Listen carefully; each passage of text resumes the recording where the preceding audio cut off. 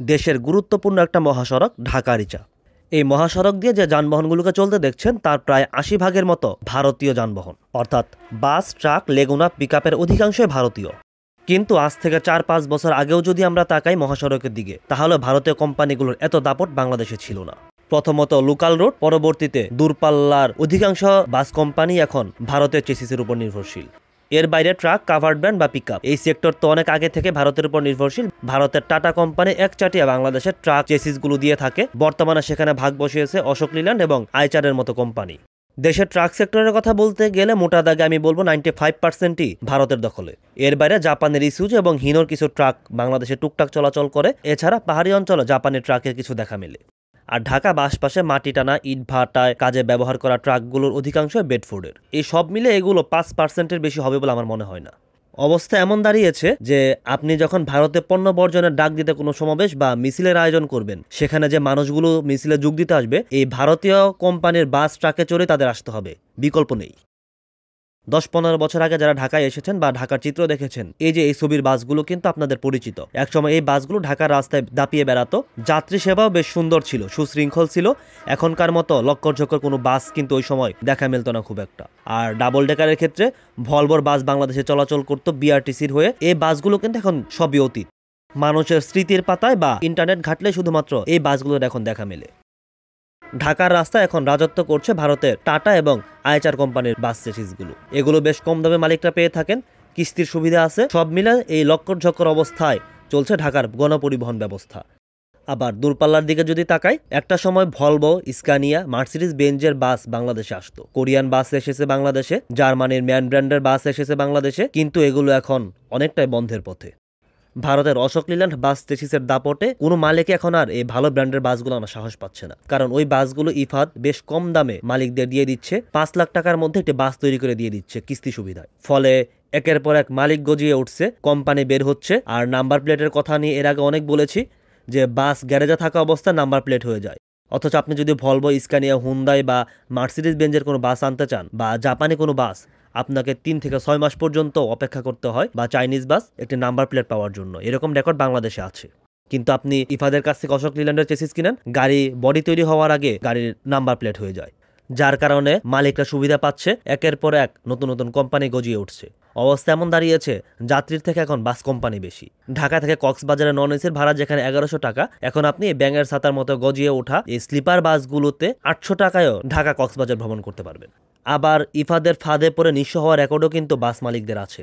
একের পর এক ইফাদের ফাঁদে পড়ে বাস নামাচ্ছে, তারপর আর কিস্তি পরিশোধ করতে পারছে না। কারণ বাসের সংখ্যা বেশি, যাত্রীর সংখ্যা কম। 800-1000 টাকা ঢাকা কক্সবাজার যাত্রী পরিবহন করে আসলে শুধুমাত্র খরচটাই ওঠে, কিন্তু লাভ আর থাকে না। মালিক আর তখন শেষ পর্যন্ত বাসের কিস্তি পরিশোধ করতে পারেন না। এক পর্যায়ে ইফাদ বাস জব্দ করে, মালিক পথে বসে, তারপর কোম্পানি বন্ধ হয়ে যায়। এর মূল সমস্যা অতিরিক্ত বাস কোম্পানি। আর কোম্পানি মানে নতুন নতুন বাস। যাত্রী আছে 10 জন, বাস দাঁড়িয়ে থাকে 15টা, অর্থাৎ জন প্রতি একটা বাসে একজন করে যাত্রীও ভাগে পড়ে না। এমন অবস্থা দাঁড়িয়েছে ঢাকা কক্সবাজার রুটে বিশেষ করে। এছাড়া অন্যান্য রুটেও কিন্তু এর বিস্তার ঘটছে। এই যে ভারতীয় পণ্য বর্জনের যে ডাক আসছে, অন্যান্য পণ্য বর্জনের সাথে সাথে আমার মনে হয় এই যে বাস চেসিস বা ভারতীয় যে যানবাহন নির্ভরতা, এটা আমাদের কমানো উচিত। এখানে সবচেয়ে বড় বিষয় লেভেল প্লেইং ফিল্ড তৈরি করা দরকার।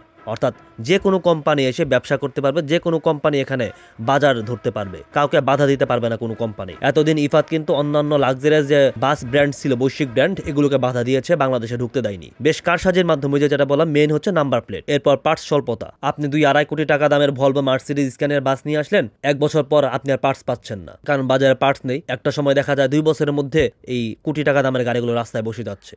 এখানে সরকারকে এগিয়ে আসতে হবে। সরকার এই কারসাজি যদি বন্ধ করতে পারে, আমার মনে হয় বাংলাদেশের পরিবহন সেক্টর আবার তার সেই স্বর্ণযুগ ফিরে পাবে। ভারতীয় যে কোম্পানির আধিপত্য, সেখান থেকে মুক্তি পাবে।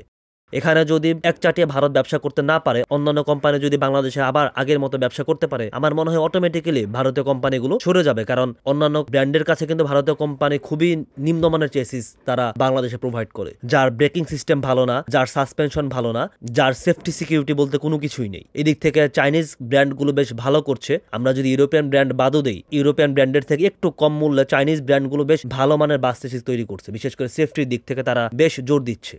আপনি যে বাসগুলোতে 1000-1200 টাকা বিভিন্ন জায়গায় ভ্রমণ করতেছেন শুয়ে শুয়ে স্লিপার বাসের নামে, এগুলো কোনো সেফটি নেই, কোনো সিকিউরিটি নেই। আর ব্র্যান্ডের বাসগুলোর ভাড়া ঢাকা কক্সবাজারে 1800 থেকে 2000 টাকা, উত্তরবঙ্গের দিনাজপুর পঞ্চগড় বা ওইদিকে অন্যান্য নর্মাল বাসের থেকে ওই বাসগুলো ভাড়া বেশি। এর সবচেয়ে বড় কারণ হচ্ছে তাদের সেফটি। আমাদের দেশে যাত্রীরা কম ভাড়ায় ভ্রমণ করে বেশ খুশি হন, স্লিপার বাসে তারা শুয়ে শুয়ে ভ্রমণ করতে পারেন, কিন্তু সেফটির দিকটি সবচেয়ে বড় বিষয়, যেটি কেউ চিন্তা করেন না। একটা দুর্ঘটনা ঘটলে অন্য বাসের যতটা না ক্ষতি হবে বা খুব অল্প দূরত্বের মধ্যে অন্য বাস যেভাবে ব্রেক কষতে পারবে, এই বাসগুলোর পক্ষে তা সম্ভব না, কোনোভাবেই সম্ভব না। কারণ এই সেফটি এনশিওর করতে যে পরিমাণ তাদের প্রযুক্তি এখানে দিতে হয় সেটা তার দেয় না বলেই কিন্তু কম দামে চেসিস তারা বিক্রি করতে পারতেছে বাংলাদেশে, বা তাদের নিজেদের দেশে কম দামে তারা চেসিসগুলো বিক্রি করতে পারতেছে।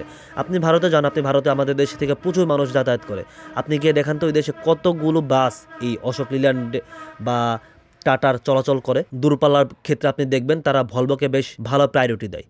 দূরপাল্লার ভলভো ছাড়া তাদের অন্য কোনো বাস খুবই কম। এই ভলভোর সবচেয়ে বড় সেফটি হচ্ছে তার ব্রেকিং সিস্টেম।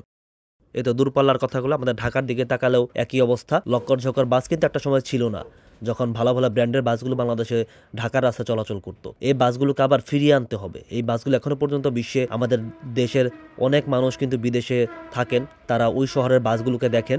এই রকম বাস বাংলাদেশেও কিন্তু চলেছে এক সময় ঢাকায়। এই বাসগুলো যদি আমরা এই ভারতে বাসগুলো আসা বন্ধ করতে পারি বা তাদের এই যে দৌরাত্ম্য যদি কমাতে পারে, তাহলে ঢাকার এই ভালো ভালো বাসগুলো যখন নামবে তখন অটোমেটিক্যালি দেখবেন একটা শৃঙ্খলার মধ্যে চলে আসছে। আগে ধরেন মতিঝিল থেকে মিরপুর পর্যন্ত এরকম বাস চলতো গেট লক করে, তাদের নির্দিষ্ট কাউন্টার ছিল, সে কাউন্টার ওয়াইজ কিন্তু গাড়িগুলো চলতো। কিন্তু এখন আমাদের সেই সবের কোনো কিছু নেই, কারণ এখন এত মালিক হয়েছে এই কম দামে গাড়িগুলো পাওয়ার কারণে। একটা কোম্পানিতে 100 বাস চলে, 100 বাসের 100 জন আলাদা আলাদা মালিক, একজন করে মালিক, তারা একটা ব্যানার করে এরকম গাড়িগুলো চালাচ্ছে।